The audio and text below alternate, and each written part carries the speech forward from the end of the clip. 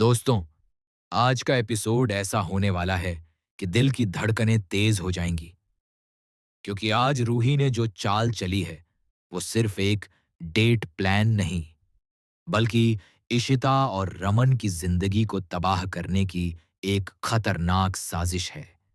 रूही चाहती है कि होटल में रमन और इशिता के बीच झगड़ा हो, ताकि जज के सामने उनकी इज्जत मिट्टी में मिल जाए और उसकी कस्टडी निधि को मिल जाए।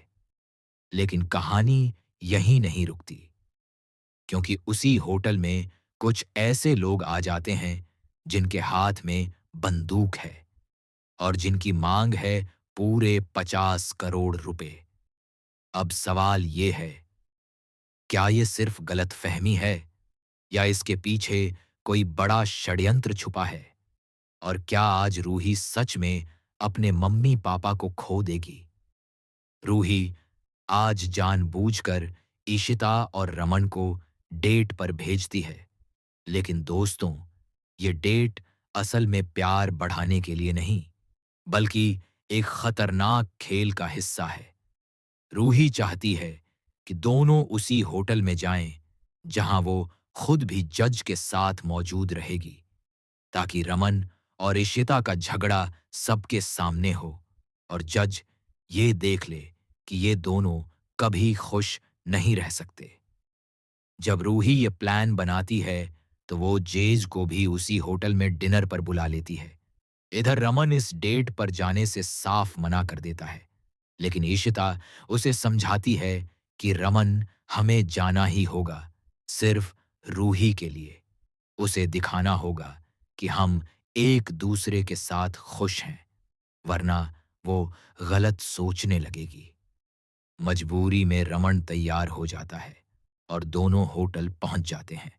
होटल में घुसते ही मैनेजर कहता है कि आज बहुत भीड़ है और उन्हें कम से कम 1 घंटा इंतजार करना पड़ेगा।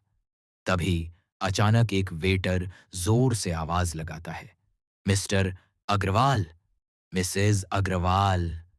ये सुनकर ईशिता चौंक जाती है और रमन से कहती है कि देखो रमन, वो लोग तो आए ही नहीं हैं, क्यों ना हम उनकी सीट पर बैठ जाएं। बाद में अगर वो आएंगे तो हम उन्हें सीट दे देंगे। रमन पहले मना करता है, लेकिन फिर इशिता की बात मान लेता है। दोनों उसी टेबल पर बैठ जाते हैं। जैसे ही वे अंदर आते हैं, इशिता की नजर सामने बैठी रूही पर पड़ती है। रूही उन्हें देखते ही मन खुश हो जाती है, क्योंकि उसका प्लान अब शुरू हो चुका होता है। रूही दूर से ही दोनों पर नजर रखती है और जज को दिखाने की कोशिश करती है कि देखो, ये लोग आए तो हैं, लेकिन अब झगड़ा करेंगे। ईशिता भी समझ जाती है कि रूही जज को इम्प्रेस करने के लिए ये सब कर रही है, इसलिए वो रमन से कहती है कि अब हमें एक भी गलती नहीं करनी है। अगर हम लड़े तो रूही जज को बताएगी कि हम हमेशा झगड़ते हैं। रमन गुस्से में होता है, लेकिन ईशिता की बात सुनकर खुद को रोक लेता है। कुछ देर बाद रूही डाइनिंग एरिया में आती है और ईशिता के पास आकर धीरे से कहती है कि अब देखना, तुम और पापा जरूर लड़ोगे और जज मैडम ये सब देखकर मेरी कस्टडी निधि को दे देंगी, क्योंकि तुम दोनों की आदत ही है झगड़ने की। रूही की ये बात ईशिता को अंदर तक तोड़ देती है। तभी अचानक जज मैडम भी वहां आ जाती हैं और इशिता को अलग ले जाकर समझाती हैं कि इशिता, तुम्हें बहुत संभल कर चलना होगा। रूही के सामने कोई भी ऐसा कदम मत उठाना जिससे वो तुमसे दूर चली जाए, क्योंकि फिर मेरे हाथ में भी कुछ नहीं रहेगा।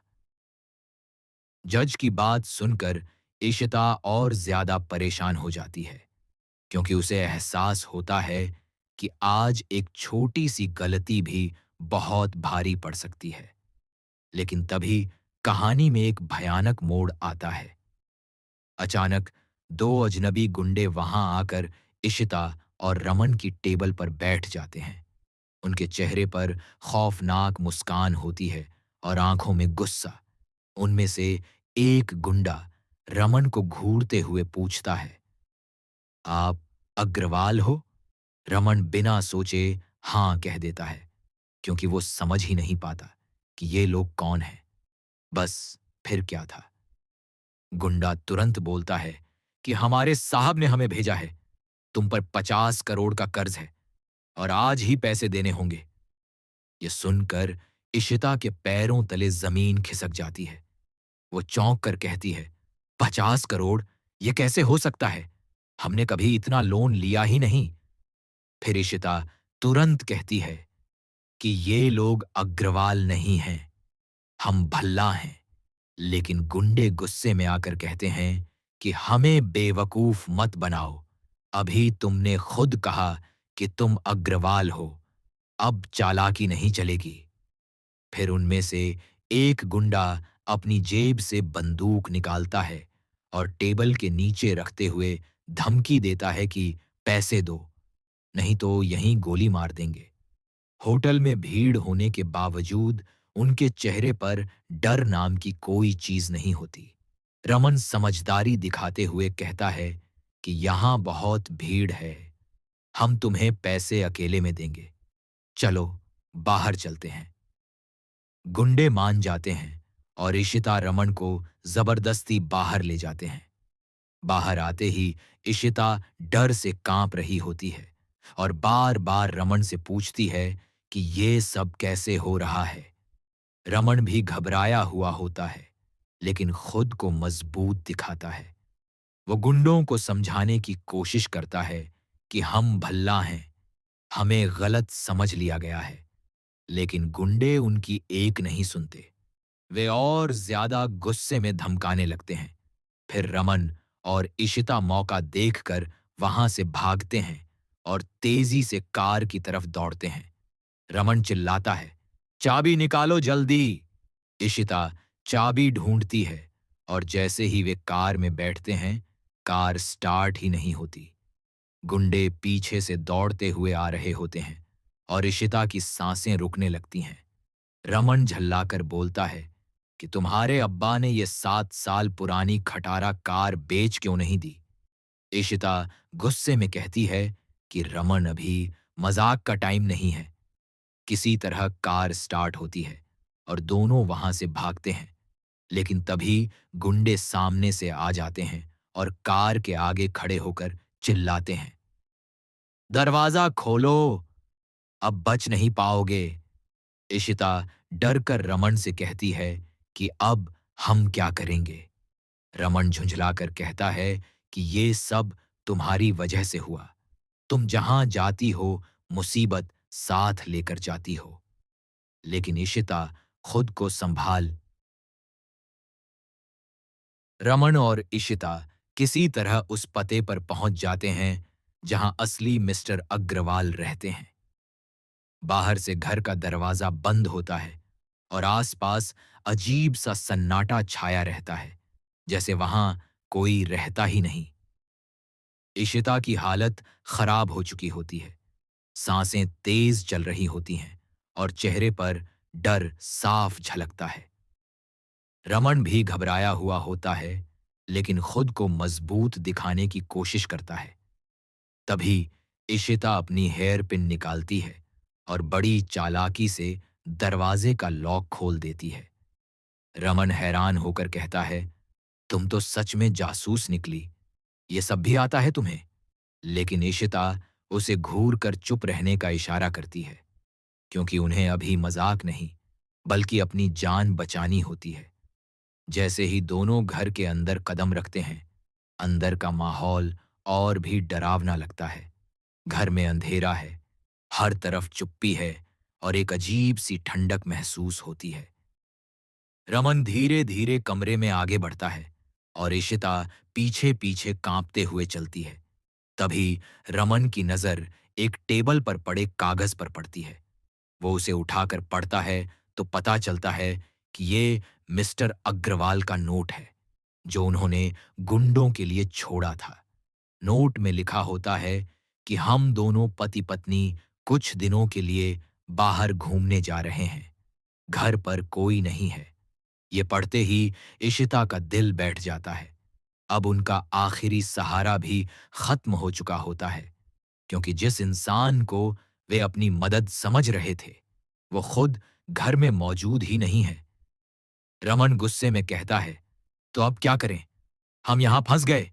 इशिता रोते हुए कहती है, रमन, वो गुंडे हमें मार देंगे। हमें कुछ करना होगा। लेकिन इससे पहले कि दोनों कुछ सोच पाते, बाहर से तेज कदमों की आवाज आती है। दरवाजे पर जोर जोर से धमाके होते हैं और एक भारी आवाज गूंजती है, दरवाजा खोलो, हमें पता है तुम अंदर हो। दोनों के चेहरे का रंग उड़ जाता है। इशिता घबरा कर रमन का हाथ पकड़ लेती है और रमन उसे खींचकर अंदर एक कमरे में ले जाता है।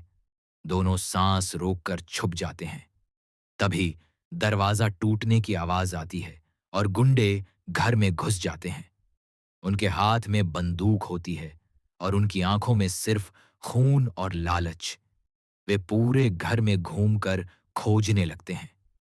एक गुंडा कहता है, ये लोग कहीं ना कहीं यहीं छुपे हैं, आज बचने नहीं देंगे। रमन और ईशिता अंदर कमरे में कांप रहे होते हैं। रमन धीरे से कहता है, अगर वो हमें पकड़ लेंगे तो खत्म। इशिता रोते हुए बोलती है, सब रूही की वजह से हुआ।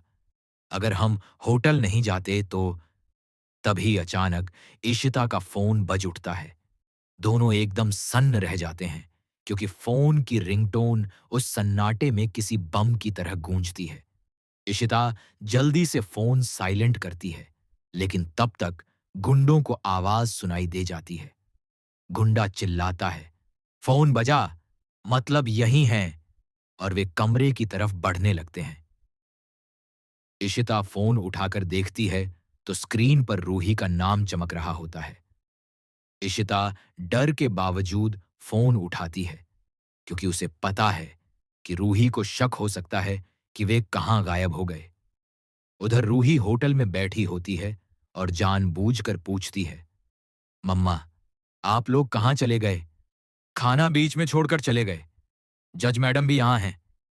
इशिता अपनी आवाज को सामान्य बनाने की कोशिश करती है और कहती है, बेटा, हम बस थोड़ी देर में वापस आ जाएंगे, तुम खाना खा लो।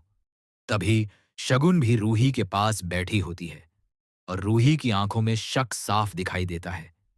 इशिता तुरंत एक कोड वाला इशारा करती है, जो रूही बचपन से समझती आई थी।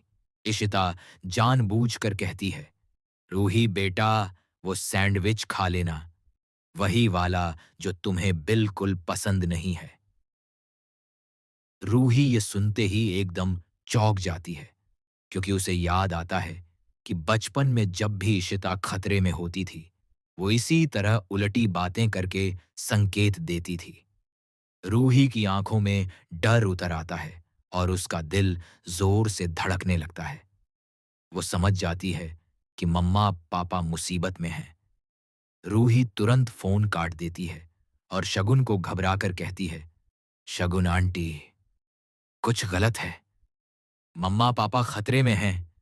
शगुन पहले समझ नहीं पाती, लेकिन रूही का चेहरा देखकर उसे भी चिंता हो जाती है। रूही कांपते हुए कहती है, मम्मा ने जानबूझकर सैंडविच का नाम लिया, मतलब वो फंस गए हैं। फिर रूही बिना समय गंवाए कहती है, हमें अभी निकलना होगा। शगुन भी अब गंभीर हो जाती है और दोनों होटल से निकलकर कार में बैठ जाते हैं। रास्ते में रूही कहती है, आदि भैया और मिहिर मामा को फोन करो, अकेले हम कुछ नहीं कर पाएंगे। शगुन तुरंत मिहिर को फोन लगाती है और सारी बात बताती है। उधर मिहिर ये सुनकर सन्न रह जाता है और तुरंत आदि, बाला, अम्मा और पूरा भल्ला परिवार इकट्ठा कर लेता है। सबके चेहरे पर घबराहट होती है, क्योंकि मामला जान का है। उधर इशिता और रमन उस कमरे में छुपे हुए होते हैं और गुंडे लगातार पास आते जा रहे होते हैं।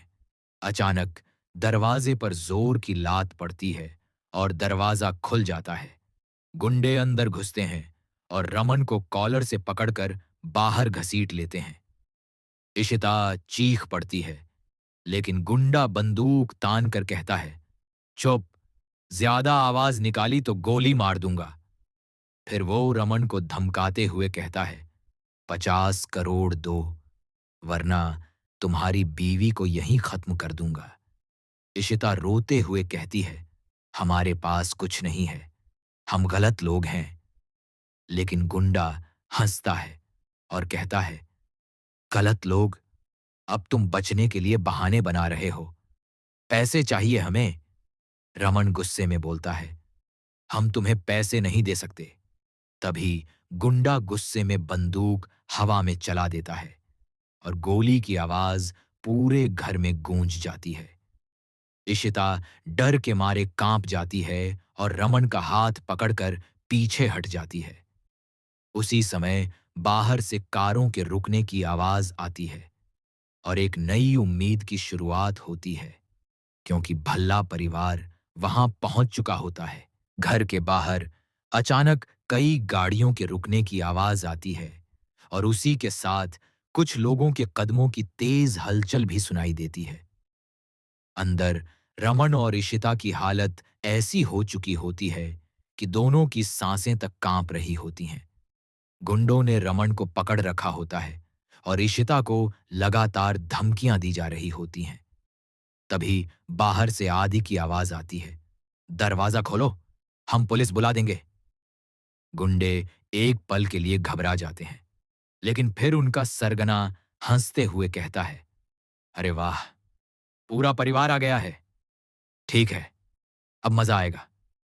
अंदर ईशिता की आंखों में आंसू होते हैं।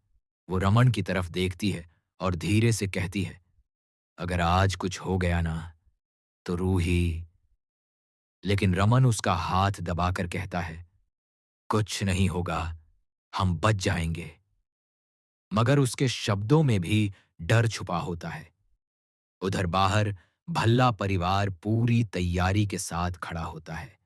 आदि, मिहिर, बाला, अम्मा, अप्पा, शगुन और रूही सब इकट्ठा होते हैं। रूही की आंखें लाल हो चुकी होती हैं। वो खुद को रोक नहीं पा रही होती। उसके अंदर डर और पछतावा दोनों एक साथ उमड़ रहे होते हैं।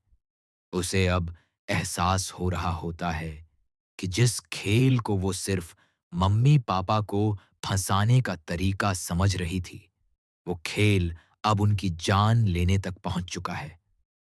रूही कांपती आवाज में कहती है, अगर मम्मा पापा को कुछ हो गया तो मैं खुद को कभी माफ नहीं कर पाऊंगी। शगुन उसे पकड़कर कहती है, रूही शांत रहो, अभी हमें उन्हें बचाना है। तभी मिहिर सबको समझाता है, हमें अंदर जाने से पहले प्लान बनाना होगा। इनके पास गन है, एक गलत कदम और ये गोली चला देंगे।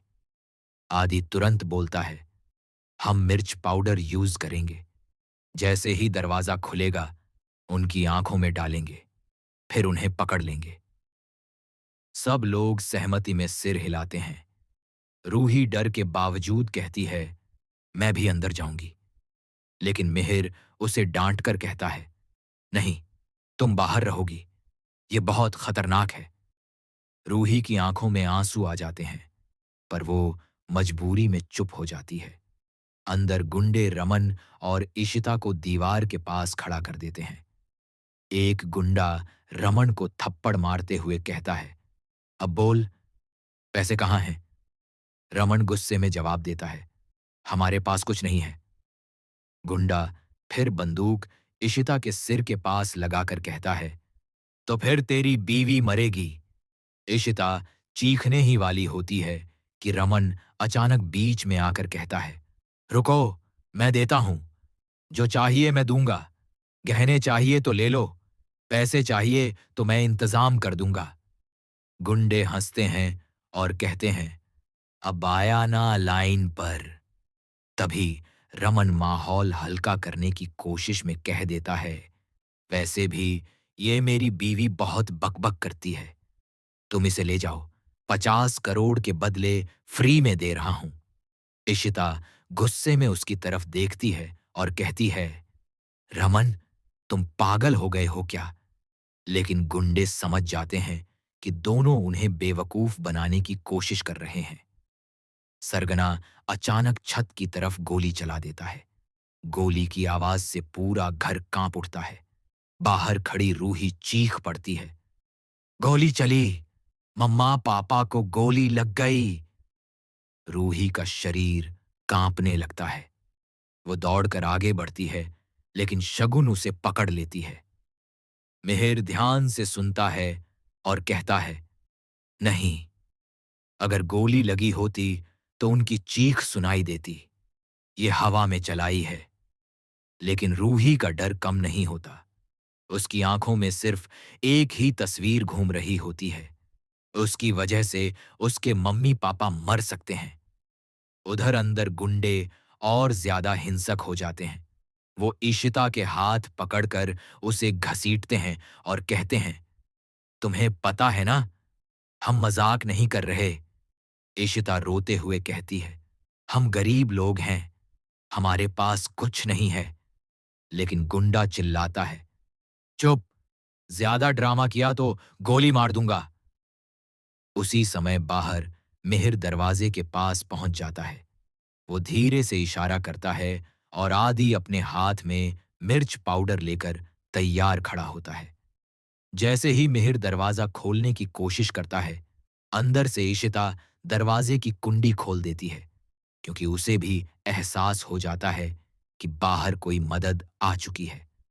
दरवाजा खुलते ही आदि तेजी से मिर्च पाउडर फेंक देता है। लेकिन किस्मत देखो दोस्तों, हवा का झोंका उल्टा पड़ता है और वही मिर्च पाउडर सीधा इशिता की आंखों में चला जाता है। इशिता जोर से चीखती है, आह, मेरी आंखें! और अपनी आंखें पकड़कर जमीन पर बैठ जाती है। रूही ये देखकर घबरा जाती है और उसका दिल टूट जाता है। वो रोते हुए कहती है, मम्मा! लेकिन वो चाहकर भी अंदर नहीं जा पाती, क्योंकि गुंडे अब पूरी तरह बौखला चुके होते हैं। इशिता की अम्मा तुरंत दौड़कर उसके पास आती है और उसे संभालते हुए कहती है, बेटा, आंख मत रगड़, कुछ नहीं होगा। इधर रमन का गुस्सा अब फूट पड़ता है। वो एक गुंडे को धक्का देकर जमीन पर गिरा देता है और दूसरे को मुक्का मारता है। आदि और बाला भी अंदर घुसते हैं और गुंडों को पकड़ने लगते हैं। पूरा घर अब युद्ध का मैदान बन चुका होता है। कुर्सियां गिरती हैं, सामान टूटता है, चीख पुकार मच जाती है। मिहिर गुंडों के हाथ से बंदूक छीनने की कोशिश करता है। एक गुंडा भागकर बाहर निकलना चाहता है, लेकिन अप्पा और बाला उसे पकड़कर गिरा देते हैं। रूही दरवाजे के पास खड़ी कांप रही होती है। उसकी आंखों में आंसू और दिल में डर। उसे पहली बार महसूस होता है कि उसके मम्मी पापा सिर्फ नाम के नहीं, सच में उसकी दुनिया है। तभी एक गुंडा मौका देखकर किचन से चाकू उठा लेता है और सीधे इशिता की तरफ बढ़ता है। इशिता अभी भी आंखों में जलन से परेशान होती है और कुछ देख नहीं पा रही होती। गुंडा चाकू इशिता के गले पर रख देता है और चिल्लाता है, सब पीछे हट जाओ, नहीं तो इसे मार दूंगा। पूरे घर में सन्नाटा छा जाता है। रमन की आंखों में खून उतर आता है। वो धीरे धीरे आगे बढ़ता है और कहता है, ठीक है, तुम्हें पैसे चाहिए ना, मैं दूंगा। गहने चाहिए, मैं दूंगा। बस महा। जैसे ही रमन ने गुंडे के हाथ से चाकू छीना और उसे जमीन पर पटक दिया, पूरे घर में एक पल के लिए राहत की सांस जरूर आई। लेकिन ये राहत कुछ सेकंड की ही थी, क्योंकि असली खतरा अब भी बाकी था। गुंडों का सरगना, जो अब तक चुपचाप सब देख रहा था, उसकी आंखों में आग जल रही थी। वो धीरे धीरे पीछे हटता है और तभी वो अपनी जेब से बंदूक निकालकर सब पर तान देता है। उसका चेहरा लाल हो चुका होता है और वो गुस्से से दहाड़ता है, बहुत हो गया, तुम सबने मेरे आदमी को मारा, अब मैं किसी को नहीं छोड़ूंगा। घर के अंदर मौजूद हर इंसान एकदम सन्न रह जाता है। आदि, मिहिर, बाला सब एक दूसरे को देखते हैं, क्योंकि अब एक गलत कदम का मतलब मौत हो सकता है। इशिता अभी भी अपनी आंखों को पकड़कर बैठी होती है। उसकी आंखों में जलन और दर्द इतना होता है कि वो ठीक से देख भी नहीं पा रही होती। उसकी अम्मा उसे पकड़कर सहला रही होती है, लेकिन इशिता का दिल बार-बार बस एक ही बात सोच रहा होता है, अगर आज रूही के सामने कुछ हो गया, तो वो टूट जाएगी। रमन इशिता के आगे खड़ा हो जाता है, जैसे वो उसे अपनी जान से भी ज्यादा बचाना चाहता हो। सरगना बंदूक घुमाकर चिल्लाता है, 50 करोड़ चाहिए, अभी, वरना सबसे पहले मैं इसी औरत को गोली मारूंगा।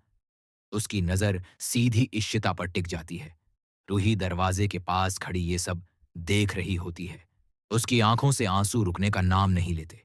वो अपने आप से लड़ रही होती है, क्योंकि उसे याद आता है कि यही सब उसकी वजह से शुरू हुआ था। वही थी जिसने उन्हें होटल भेजा, वही थी जिसने जज को बुलाया, और वही थी जो चाहती थी कि इशिता और रमन झगड़ें। लेकिन उसने कभी नहीं सोचा था कि ये सब उनकी जान तक पहुंच जाएगा। रूही के होंठ कांपते हैं और वो धीरे से कहती है, मम्मा, पापा, मगर उसकी आवाज गले में ही अटक जाती है। तभी शगुन उसे मजबूती से पकड़ती है और कहती है, रूही, खुद को संभालो, अभी रोने का टाइम नहीं है। लेकिन रूही का दिल अंदर से टूट चुका होता है। इधर मिहिर सरगना को शांत करने की कोशिश करता है। वो धीरे से आगे बढ़ता है और कहता है, देखो भाई, गलत फहमी हो गई है। ये लोग अग्रवाल नहीं है, तुम गलत घर में घुस आए हो। लेकिन सरगना हंसता है, गलत फहमी, अब बहुत हो गया, मुझे पैसे चाहिए, बस। वो बंदूक की नली को रमन की तरफ घुमाता है। रमन गुस्से में बोलता है, पैसे चाहिए तो मुझे मारो, मेरी पत्नी को कुछ नहीं होना चाहिए। ये सुनकर इशिता की आंखों से आंसू बहने लगते हैं। वो कांपती आवाज में कहती है, रमन, तुम ऐसा मत बोलो। लेकिन रमन पीछे मुड़कर उसे देखता है और कहता है, इशिता, तुम मेरी जिंदगी हो, मैं तुम्हें कुछ नहीं होने दूंगा। रूही ये सब सुनकर और ज्यादा टूट जाती है। उसे पहली बार एहसास होता है कि उसके मम्मी पापा कितनी भी लड़ाई कर लें, लेकिन वो एक दूसरे के बिना अधूरे हैं। तभी सरगना गुस्से में ट्रिगर दबाने ही वाला होता है कि अचानक बाहर से पुलिस की सायरन सुनाई देती है। ऊ, ऊ, ऊ।